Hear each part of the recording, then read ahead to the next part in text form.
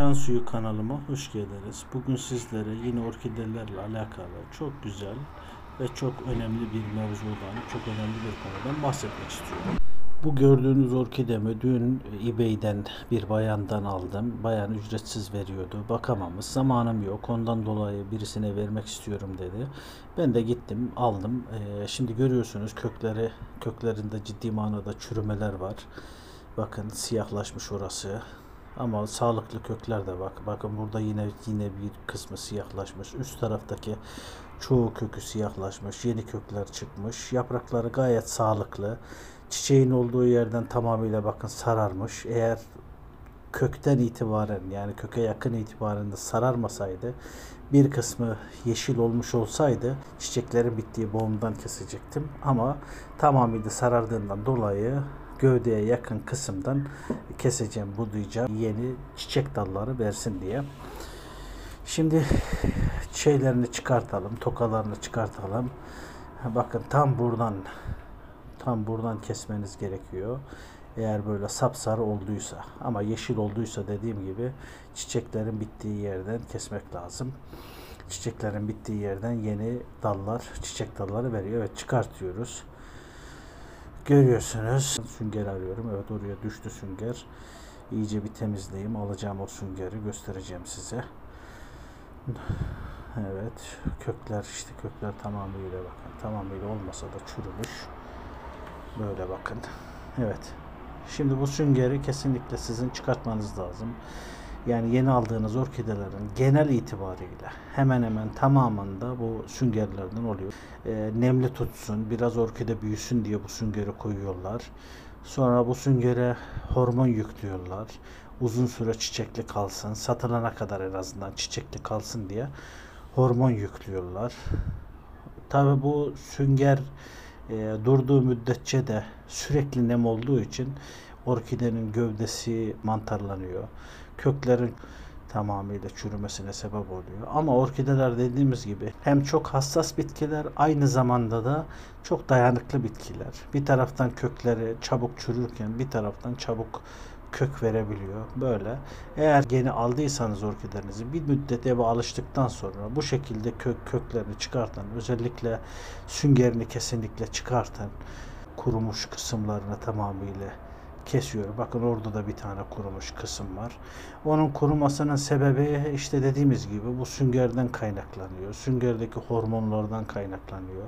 Eğer onu çıkartmadığınız takdirde orkidenizin kökleri, orkidenizin gövdesi çok ciddi manada zarar görecektir. Çok ucuz orkideler bence almayın.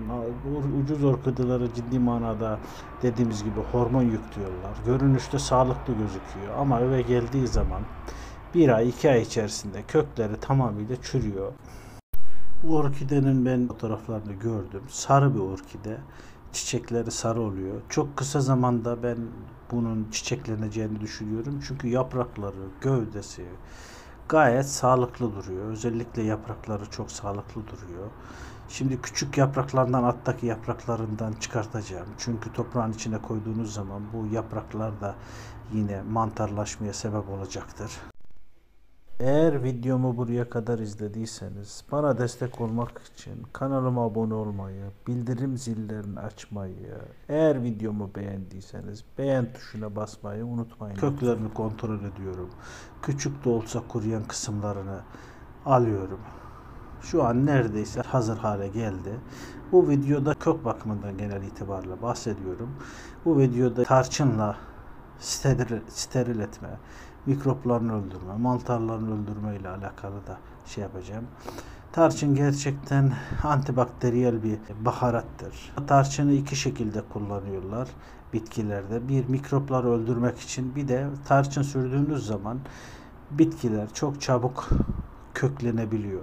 Tarçını böyle çay şeklinde 1 litrelik suya 1-2 çay kaşığı şeklinde atıp demlendirip ondan sonra suyunu da verebilirsiniz. Yine çiçeklerimize, yine orkidelerimize çok faydalıdır. Mantarlı olan kısımlarına dökebilirsin. Kestiğim bütün her yere toz tarçın döküyorum.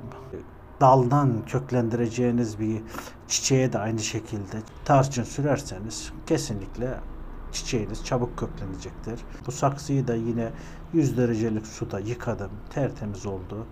Toprağı yeni aldıydım. Toprakta 3 çeşit toprak var bu toprağımın içerisinde. Bir tane böyle taş şeklinde bir toprak. 2 ağaç kabukları. 3 Hindistan cevizi kabuğu karışımı bir toprak. Aldığım zaman ben toprakları kesinlikle güneşte biraz bekletiyorum. Aynı toprağı kullanmayın. Burada özellikle onu da söyleyeyim.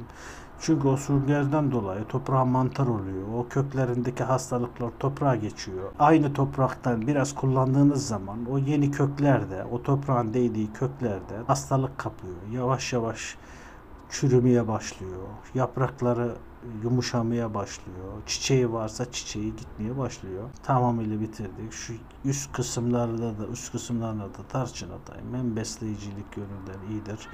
Hem de mikropları öldürme yönüyle de mantarları öldürme yönüyle de iyidir. Zannedersem 2 ay 3 ay içerisinde bu yine çiçeklenme, şu an köklenme sürecine girecektir. 2-3 ay içerisinde yine çiçeklenecektir. Bu çiçeklendiği zaman da ben bunun size çiçeklerini de paylaşmak istiyorum. Önemli. Şu an kök bakımını yaptık. Toprağını değiştirdik. Saksısını değiştirdik. Süngerini çıkarttık. Orkidemiz hazır bir vaziyette duruyor.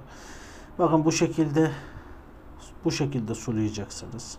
Sulama önemli yani. Bir ara sulamadan da bahsedeceğim ama burada hızlı bir şekilde de bahsedeyim yani. Suyu kesinlikle gövdeye değdirmeyeceksiniz. Yani yapraklarına su dökmeyeceksiniz. Üstten böyle üzerine boca etmeyeceksiniz. Kesinlikle olmaz. Yanlardan mümkünse köklerine çok su değmesin. Alttaki toprağın içindeki kökler tamamıyla suyu alıyor. Ağaç suyu çektiği için ağaçtaki nem orkidenin nem ihtiyacına, sıvı ihtiyacına yetecektir. Kanalıma abone olmayı, bildirim zilini açmayı, eğer videomu beğendiyseniz beğen tuşuna basmayı unutmayın lütfen. Bir dahaki videoda görüşmek üzere. Hoşça kalın.